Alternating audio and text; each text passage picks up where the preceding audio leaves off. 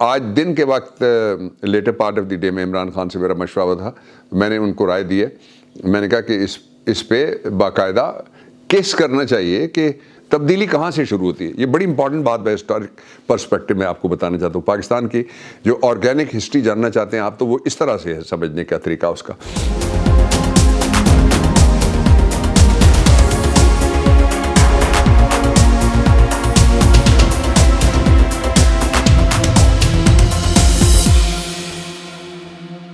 بسم اللہ الرحمن الرحیم. السلام علیکم.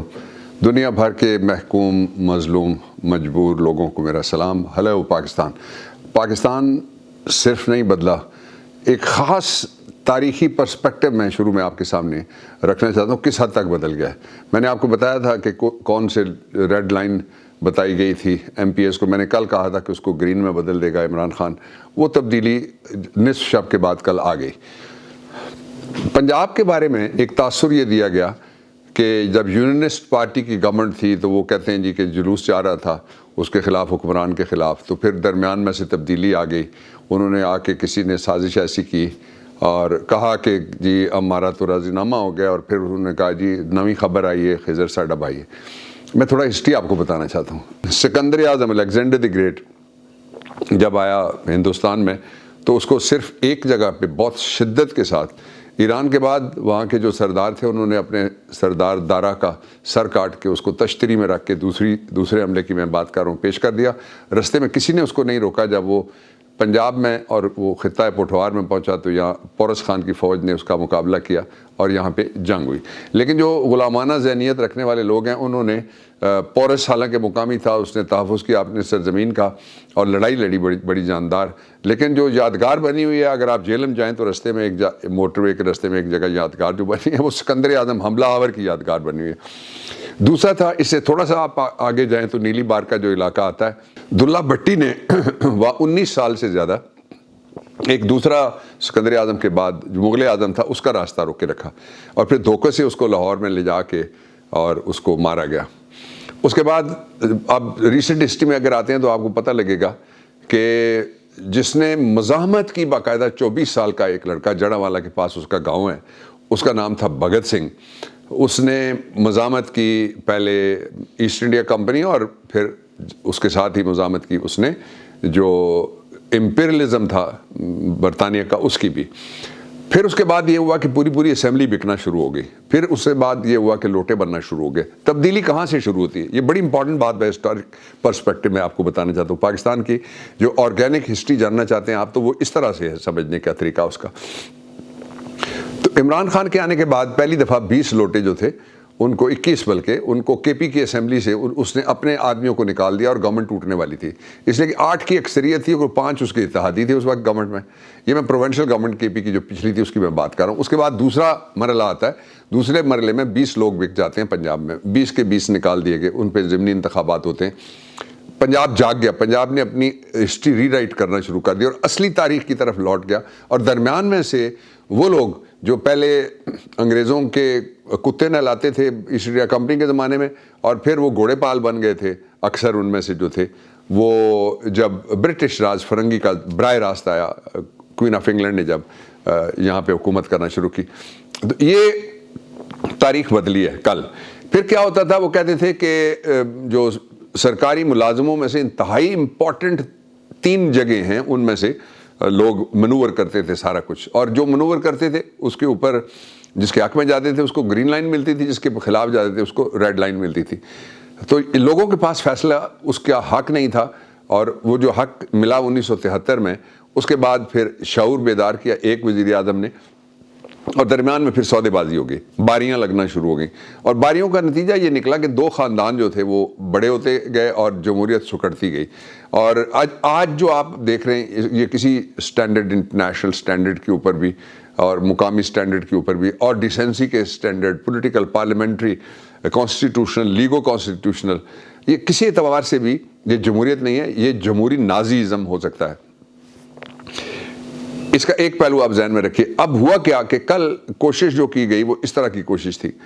کچھ لوگوں کو دھمکیاں دی گئیں، کچھ لوگوں کو رستے میں روک کے ان کو لیٹ کیا گیا، کچھ لوگوں کو لالچ دی گئی، کچھ لوگوں پہ دباؤ ڈالا گیا لیکن وہ پہلے کہتے تھے نا، جالب نے کہا تھا کہ دھاندلی دھونس دھن سے جیت گیا، ظلم پھر مکر و فن سے جیت گیا۔ سارا دھاندلی دھونس دھن زر زمین دھمکی ہتھکڑی دکھانے کے باوجود بھی کل پنجاب میں پنجاب کے لوگ جیتے ہیں، کل پنجاب میں پی ٹی آئی جیتی ہے، اور یہ ساری اس کامیابی کا سہرا صرف ایک دیوانہ جو خواب دیکھتا تھا لوگوں کی آزادی کے، اس نے آزاد کر کے دکھا دیا ہے۔ ملک کا سب سے بڑا صوبہ جس کی آبادی 13 کروڑ سے زیادہ ہے، کئی ملکوں سے زیادہ، کئی 2 ڈھائی 3 درجن ملکوں سے اس کی آبادی ہے، وہاں پہ یہ بہت بڑی تبدیلی ہے۔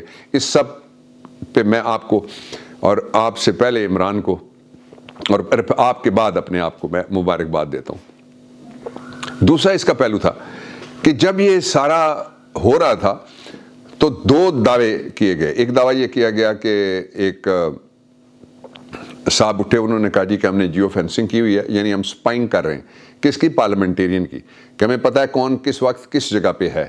اس کی آئین کا آرٹیکل 14 آپ نکال کے پڑھ لیں، یہ جرم ہے باقاعدہ، اور یہ جرم کیا گیا ہے۔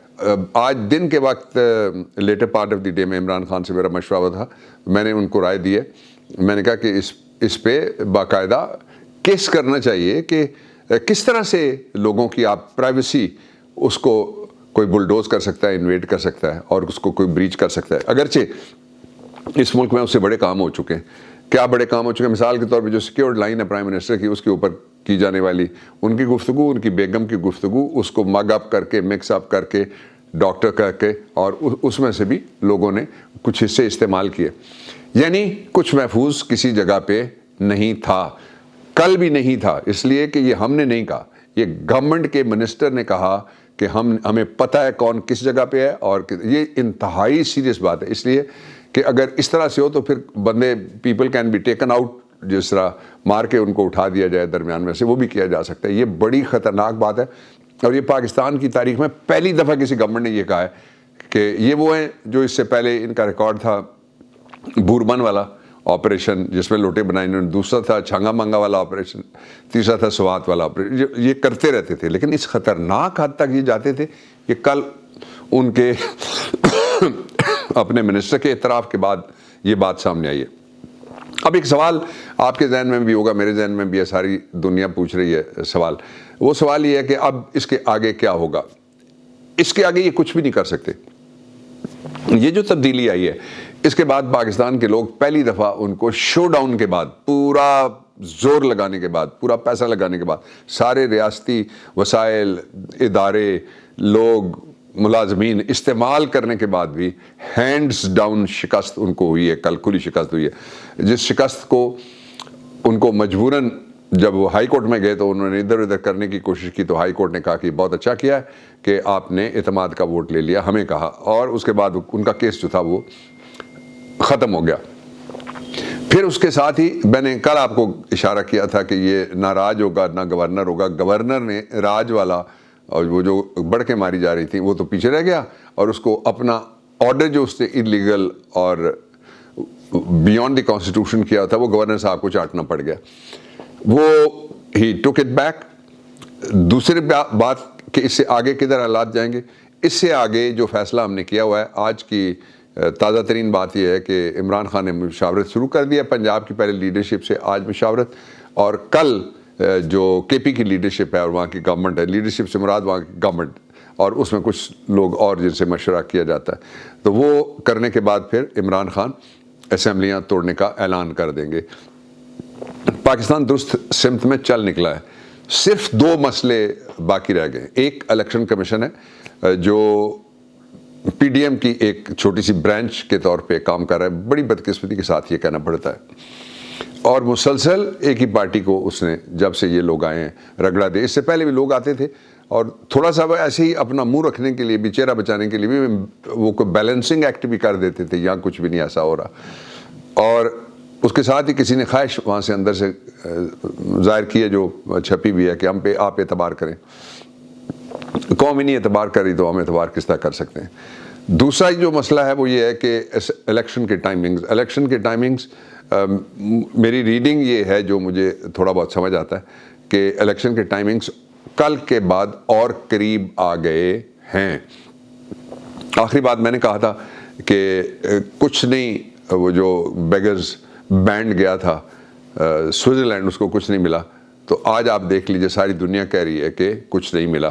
پاکستان میں مہنگائی بڑھ رہی ہے، بے روزگاری میں اضافہ ہو رہا ہے، جرائم میں اضافہ ہو رہا ہے. 24 گھنٹے پہلے اسلام آباد اور راولپنڈی دونوں شہروں میں مسلح ڈاکوؤں سے پولیس نے مقابلہ کیا، جس میں کہتے ہیں ایک جگہ ایک ڈاکو مر گیا، ایک جگہ دوسرا ڈاکو مر گیا، پولیس والے بھی زخمی ہوئے ہیں.